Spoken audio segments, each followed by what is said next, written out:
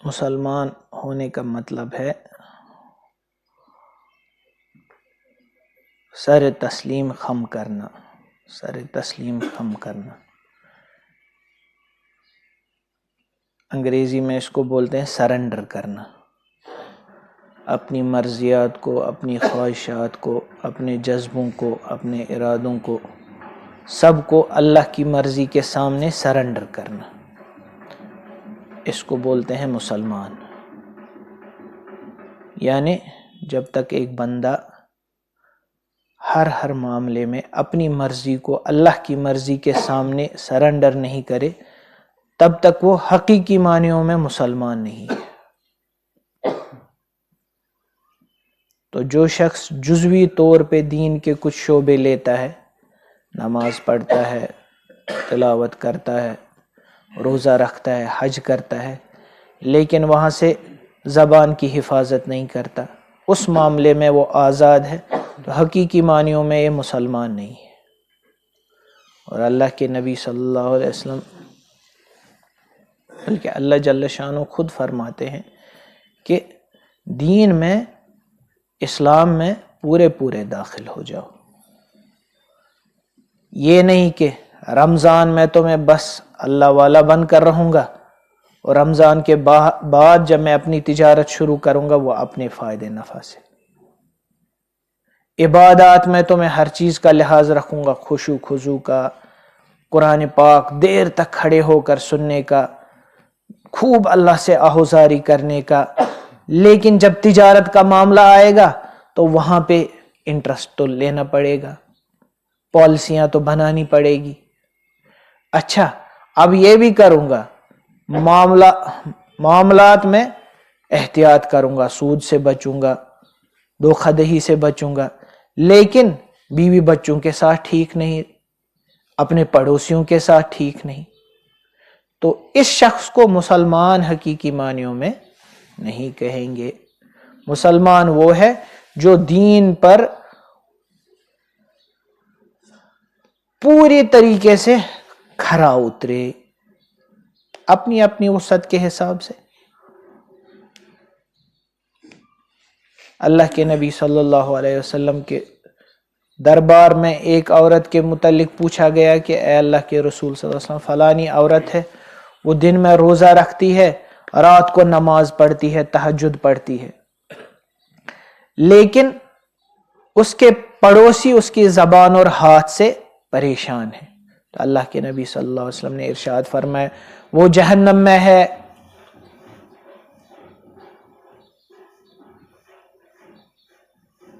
تو غرض دین میں یہ نہیں چلتا کہ دین کا جو شعبہ مجھے اچھا لگے، تلاوت کرنے میں مجھے خوب مزہ آتا ہے، میں کئی گھنٹے تلاوت کر سکتا ہوں، لیکن جہاں بات کرنے کا معاملہ ہے تو غیبت منہ سے نکلتی ہے،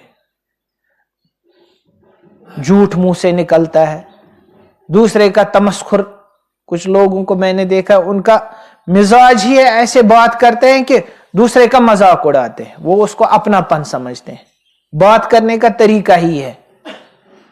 تو اللہ تعالیٰ شانو ہم سے ایسی دینداری اور ہم سے ایسی مسلمانی نہیں چاہتے، بلکہ مسلمان بننا ہے تو پورے مسلمان بنو، ہر شعبے میں کوشش کرتے رہو امپرومنٹ کی۔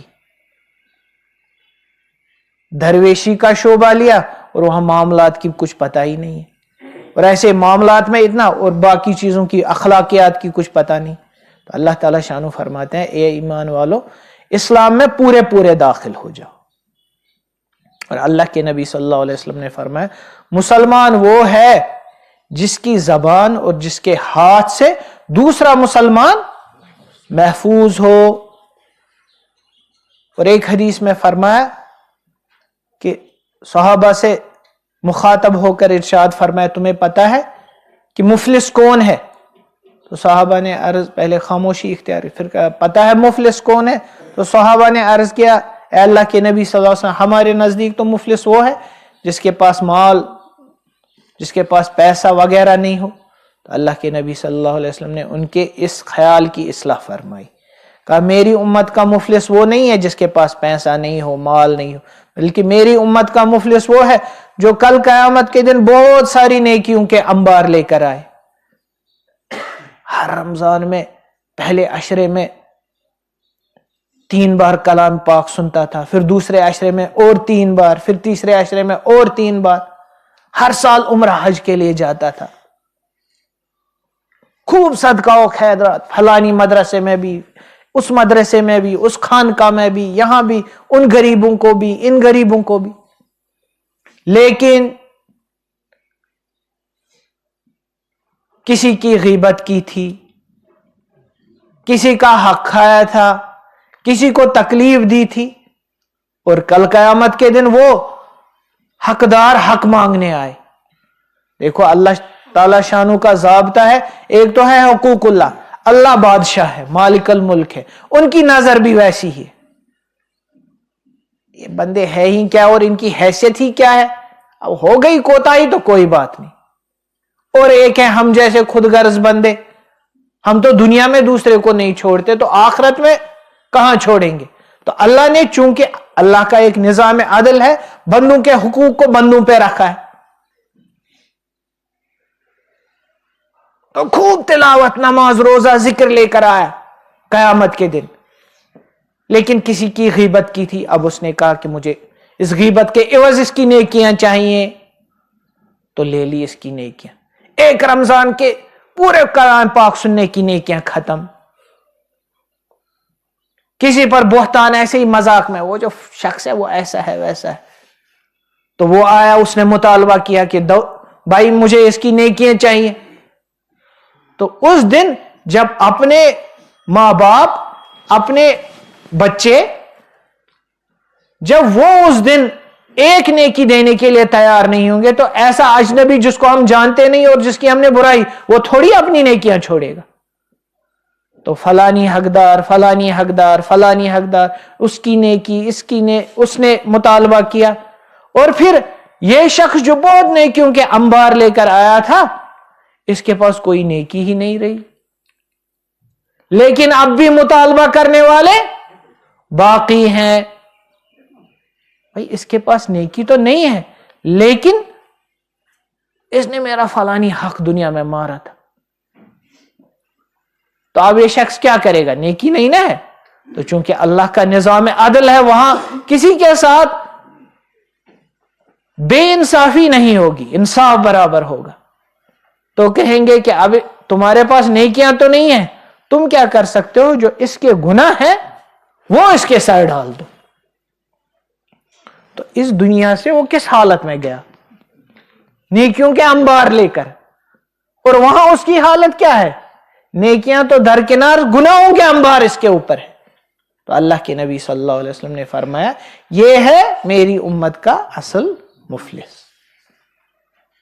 یعنی سب کچھ ہوتے ہوئے بھی اس کے پاس کچھ نہیں رہا. تو بزرگوں اور دوستو، دین کا ایک بہت بڑا شعبہ ہے جس کو کہتے ہیں معاشرت. آپس کا اٹھنا بیٹھنا، آپس کا برتاؤ، اس کو دین میں جتنی اہمیت ہے وہ کسی بڑے سے شعبے سے کم نہیں ہے. نماز سے کم نہیں ہے، روزے سے کم نہیں ہے، لیکن اس کو ہم نے بالکل پسے پشت ڈال دیا ہے. اسی لیے حضرت فرماتے تھے اگر کسی کو بزرگ بننا ہو، کسی کو درویش بننا ہو، صوفی بننا ہو، اہل اللہ بننا ہو، تو بہت ساری جگہیں وہاں جاؤ. اگر کسی کو انسان بننا ہو، انسان،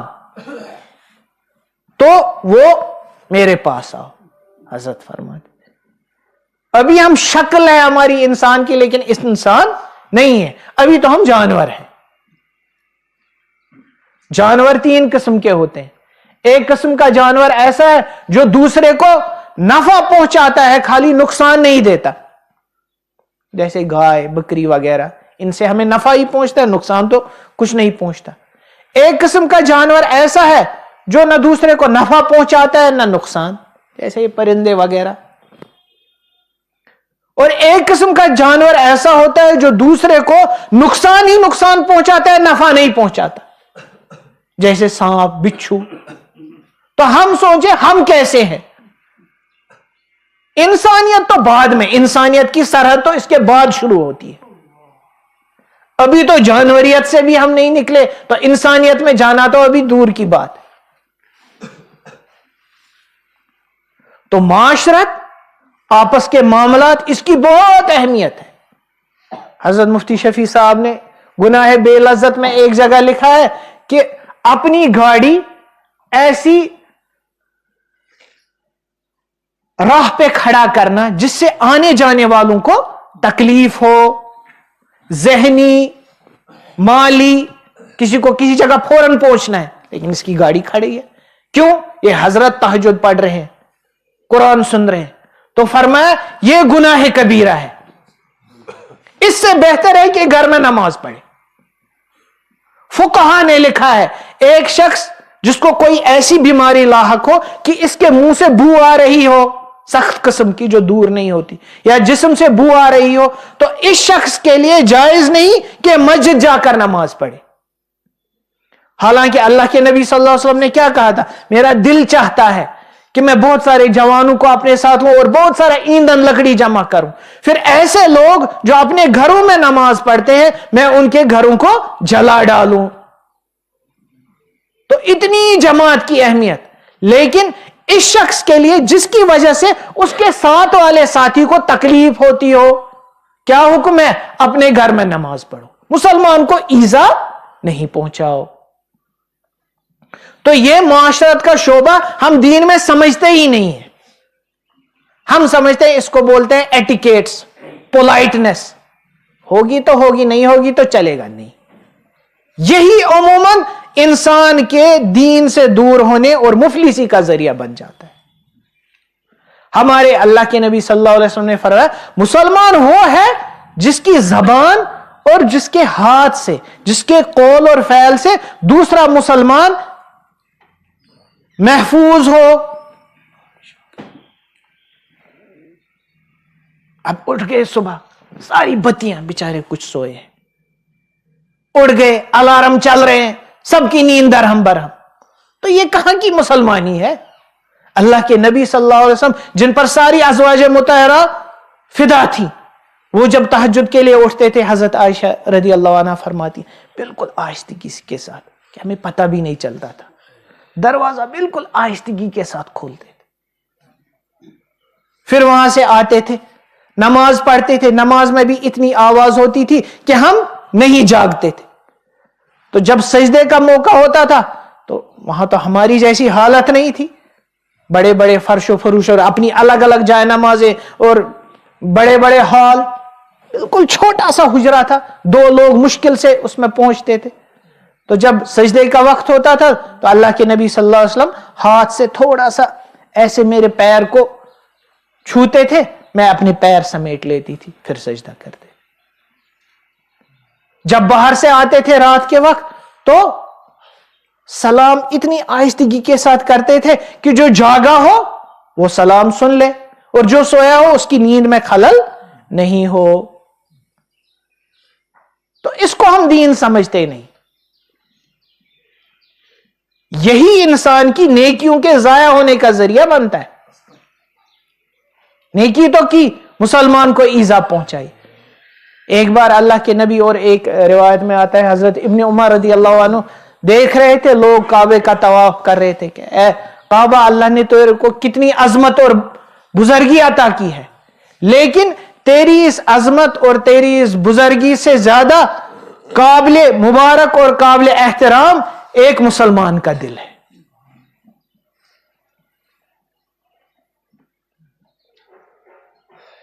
تو اپنی معاشرت کو درست کریں. اپنی معاشرت کو ہمارے کسی قول سے، ہمارے کسی فعل سے، ہمارے اٹھنے بیٹھنے سے، بات کرنے سے کسی دوسرے مسلمان کو تکلیف تو نہیں پہنچتی، ایذا تو نہیں پہنچتی. بلکہ بزرگوں نے یہاں تک فرمایا ذہنی ایذا بھی ایسی ہی ہے جیسی جسمانی ایذا. ادب ہے ایک انسان کو کسی کے پاس جانا ہے، دوسرا شخص نماز کے لیے نماز پڑھ رہا ہے، اب آپ کو نکلنا ہے، تو ہماری عادت کیا ہوتی ہے؟ بالکل چوکیدار کی طرح ایسے کھڑے رہتے. اب اس بیچارے کا نماز میں کہاں دھیان لگے گا؟ اس کو پتہ ہے چوکیدار انتظار کر رہا ہے، میں نماز کب ختم کروں، اس کو نکلنا ہے۔ تو ادب کیا ہے؟ بیٹھ جائے، انتظار کرے، وہ نماز سے فارغ۔ کیوں؟ اس کی ذہنی ایذا کا سبب بنا۔ یہ بیچارہ نماز پڑھ رہا، دیکھو ویسے بھی تم نکل نہیں سکتے، اب کھڑا ہو کر اس کو نماز میں کیوں یہ بار بار اشارہ کرے، بھائی جلدی کرو نماز ختم کرو، مجھے نکلنا ہے۔ یہ دین ہے، یہ دین، اس کو ہم دین سمجھتے ہی نہیں۔ کوئی سو رہا ہے تو بس اس کے سامنے تلاوت شروع کر دی، ذکر شروع کر دیا۔ امام صاحب رحمت اللہ علیہ تو یہاں تک فرماتے ہیں کہ ایسی تسبیح استعمال کرنا جس سے بہت زیادہ آواز ہو مسجد میں، وہ بھی صحیح نہیں۔ کیوں؟ کیونکہ اس سے باقی عبادت کرنے والوں کی عبادت میں خلل پیدا ہوتا ہے۔ تو نیکیاں کرنا اتنا مشکل نہیں جتنا نیکیوں کو بچا کے لے جانا، اور اس میں سب سے مشکل ترین اور سب سے اہم ترین حقوق العباد کا مسئلہ ہے، بندے کے حق کا مسئلہ ہے، پتہ بھی نہیں ہوتا۔ اور ہماری تو حیثیت ہی نہیں۔ اللہ کے نبی صلی اللہ علیہ وسلم نے آخری وقت میں جب مرض الوفات میں مبتلا تھے تو صحابہ کے مجمع میں ایک بار، بھائی تم میں سے کسی کا کوئی حق میرے اوپر تو نہیں؟ ایک بار دو بار، ایک صحابی کھڑے ہو گئے، کہا جی آپ نے مجھے ایک بار لکڑی چبوئی تھی یا لکڑی سے مارا تھا، تو آپ بس بھائی کب بتاؤ ڈیٹیل، کب کیسے کیا تھا، کس دن کیا، پوچھو اس سے کیا۔ تو اللہ کے نبی صلی اللہ علیہ وسلم اپنے آپ کو پیش کیا، کہا تم واپس لے لو، کیونکہ یہاں کا معاملہ آسان ہے، وہاں کا، حالانکہ صحابہ تو جانثار تھے اللہ کے نبی صلی اللہ علیہ وسلم، لیکن امت کے لیے تعلیم کی امت کو کس طریقے پہ چلنا چاہیے۔ تو انہوں نے کہا کہ اے اللہ کے نبی صلی اللہ علیہ وسلم، اس وقت میرے جسم پہ کپڑا نہیں تھا، آپ کے جسم پہ کپڑا ہے۔ تو اللہ کے نبی صلی اللہ علیہ وسلم نے اپنے مبارک شانوں سے کپڑا اتارا کہ بدلہ لے لو، جتنی تمہیں لگی ہے مجھے بھی اتنی ایذا پہنچاؤ۔ کیوں؟ کیونکہ قیامت کا معاملہ اگر اس دن اس کو واپس بدلہ دینا پڑے تو جب تک وہ خوش نہیں ہوگا تب تک وہ بدلہ پورا نہیں ہوگا۔ اللہ تعالیٰ شانو اس کو اس کا حق دیتے رہیں گے جب تک وہ بندہ راضی نہیں ہو جائے۔ اس لیے غیر مسلم کی بھی غیبت کرنی جائز نہیں، گناہگار کی بھی غیبت کرنی جائز نہیں۔ تو کچھ لوگ بیٹھ کر حجاج ابن یوسف کی غیبت کر رہے تھے، تو حضرت ابن عمر رضی اللہ عنہ غالباً وہاں تھے، انہوں نے کہا جیسے اس سے اللہ تعالیٰ شانو کل قیامت کے دن باز پرش کریں گے بدلہ، ایسے جو تم نے اس کی غیبت کی ہے تم کو اس کا معاوضہ دینا پڑے گا۔ تو کوئی گناہگار ہے اس کا مطلب نہیں ہمیں فری پاس ہے، اس کے ساتھ جو معاملہ کرنا چاہیں وہ کر سکتے۔ تو اپنی معاشرت کو درست کریں، یہی نیکیوں کے ضائع ہونے کا سب سے بڑا سبب بنتا ہے۔ صبح سے شام تک دیکھیں، میرے کسی قول سے، میرے کسی فعل سے، میرے کسی عمل سے کسی دوسرے مسلمان کو ایذا تو نہیں پہنچ رہی، تکلیف تو نہیں پہنچ رہی، چاہے وہ جسمانی ہو، چاہے وہ ذہنی ہو، چاہے وہ روحانی ہو۔ تو اس کا اسی دنیا میں اکثر ہم نے اپنے بزرگوں کو دیکھا ہے کہ اسی دنیا میں اس کی تلافی یا معافات کر جاتے ہیں، کیونکہ وہاں کا بھروسہ نہیں ہے۔ وہاں جب ماں اپنے بیٹے کو ایک نیکی نہیں دے گی تو ایسا شخص جو آپ کو جانتا بھی نہیں، آپ امید کر سکتے ہیں کہ وہ آپ کو معاف کر دے گا، جہاں ایک ایک نیکی کے لیے دوسرا ترس رہا ہوگا۔ تو پھر یہ نیکیاں کمانے کا فائدہ کیا جب ہم یہ بچا کر ہی نہیں لے سکتے؟ کم کماؤ لیکن بچا کر لے جاؤ۔ تو معاشرت دین کا ایک بہت بڑا ستون ہے، دینوں کا اختام، جیسے عبادت ہے، جیسے معاملات ہے، جیسے اخلاقیات ہے، ویسے ہی معاشرت ہے۔ معاشرت کہتے ہیں آپس کے برتاؤ کو، ہماری حرکتیں جن کا اثر ہمارے دوسرے مسلمانوں پر پڑتا ہے۔ وہ قولن ہو، فعلن ہو، عملن ہو، حرکتن ہو، سخنن ہو، لکھنے سے ہو. تو غرض یہ بہت نازک معاملہ ہے. اعتکاف میں اس کی مشق ہونی چاہیے. اب کوئی بیچارہ بیت الخلا میں تو کر رہا ہے اس کو باہر سے. بیت الخلا میں کوئی ضرورت سے بیٹھے گا. کچھ لوگ اتنے لطیف الطبیعت ہوتے ہیں، اگر ان کو لگتا ہے کہ باہر کوئی کھڑا ہے ان کو پھر فراغت ہو ہی نہیں پاتی. ابھی چوکی دار کی طرح اس کو، ہاں کبھی مجبوری ہوتی ہے وہ تو دوسری بات ہے. یہ ساری معاشرت ہے، معاشرت یہ سیکھنے سے آتی ہے. یا تو انسان اتنا سلیم الفطرت ہو اس کو خود ہی سمجھ میں آئے، یا اس کے لیے دین کا ایک الگ باب ہے.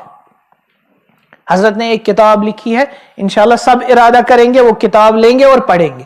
اس کا نام ہے آداب المعاشرت. پڑھیں اور سیکھیں اور اس پر عمل کرنے کی کوشش کریں. ٹھیک ہے انشاءاللہ. تو نیکیاں کرنا ریلیٹیولی آسان ہے، لیکن نیکیوں کو بچا کر لینا بہت مشکل ہے. اور بالخصوص جو معاملہ، دیکھو میں نے اس سے پہلے بھی عرض کیا، جو معاملہ ہمارا حق تعالی شانو کے ساتھ ہے اس میں عفو و درگزر کی امید ہے. نماز جیسے پڑھنی تھی نہیں ہو پائی، اللہ تعالی شانو فرمائیں بخش دو، درگزر کرو اس کو. لیکن کسی کو زبان سے تکلیف پہنچائی تھی، اور اس سے دنیا میں بھی لوگوں کا تو درکنار، جانوروں کے ساتھ کیسا معاملہ کریں گے اس کا اثر بھی دنیا میں پڑتا ہے. ایک عورت کے متعلق آتا ہے کہ اس نے ایک بلی پال رکھی تھی، پھر اس کو کھانے پینے کو نہیں دیتی تھی، یہاں تک کہ وہ غالباً مر گئی. اور یہ عورت نماز گزار، تہجد گزار تھی، یہ بلی اس کے جہنم میں جانے کا ذریعہ بنی. حضرت فرماتے ہیں میں بیان القرآن لکھتا تھا، جب اس کا وقت تھا عصر کے بعد 10 منٹ 15 منٹ حضرت تفسیر لکھتے تھے اس کی، تو کہتے ہیں ایک دن میں لکھنے بیٹھا تو بالکل کوئی مضمون ہی سمجھ میں نہیں آ رہا ہے. بار بار زور ڈالتا ہوں اس آیت، میں نے سوچا کچھ غلطی، توبہ استغفار کر رہا ہوں، آج کیا ہو گیا، کچھ مضامین آ ہی نہیں رہے ہیں ذہن. تو پھر یاد پڑا کہ ان کی جو گھر والی تھی، اہلیہ تھی، وہ کہیں گئی ہوئی تھی، تو جانے سے پہلے حضرت کے ذمے کچھ مرغیاں رکھی تھی کہ فلانی وقت ان کے کھانے کا ہے، تو اس وقت ان کو چھوڑ دیجئے گا باہر. تو کہا اوہو یاد آ گیا، تو فوراً گئے، ان مرغیوں کو چھوڑا، دانا ڈالا، واپس آئے، تفسیر لکھنی شروع کی، سارے مضامین کھلنے لگے، پھر سے تفسیر شروع ہو گئی. تو اللہ کی طرف سے ایک معمولی جانور کو تھوڑی سی ایذا پہنچی، اور وہ بھی اختیاری نہیں تھی، ذہن سے نکل گیا، لیکن چونکہ ذمہ داری تھی. یہ تو جانور کے ساتھ معاملہ ہے، اور وہ جانور جو بے چچائے کی انسان.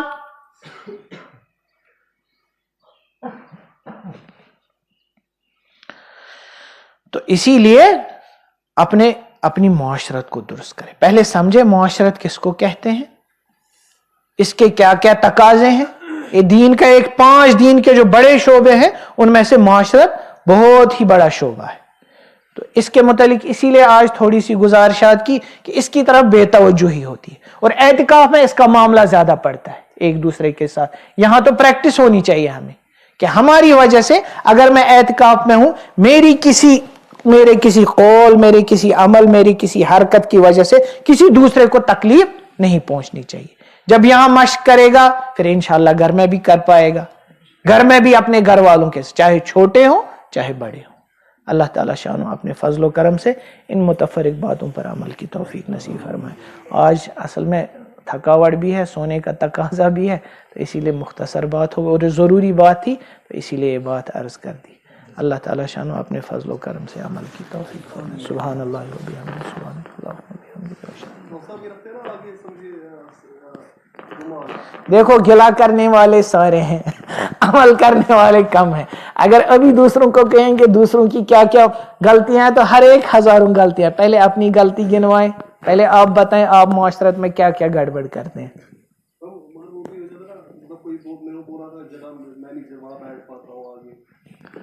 دیکھو یہ تو اصلی شرعی مسئلہ ہے، مجھ صاحب سے پوچھنا ہے. میں ضمناً چھوٹی بات کہتا ہوں، جو مجھے یاد ہے وہ یہ بزرگوں سے سنا ہے کہ اگر آدمی کو مختصر کام ہو، مختصر کام کے 1-2 منٹ لگے، 5 منٹ لگے، باہر نکلا، وضو کیا، آ گیا، تو اس کے لیے تو جگہ بند رکھنے کی گنجائش ہے.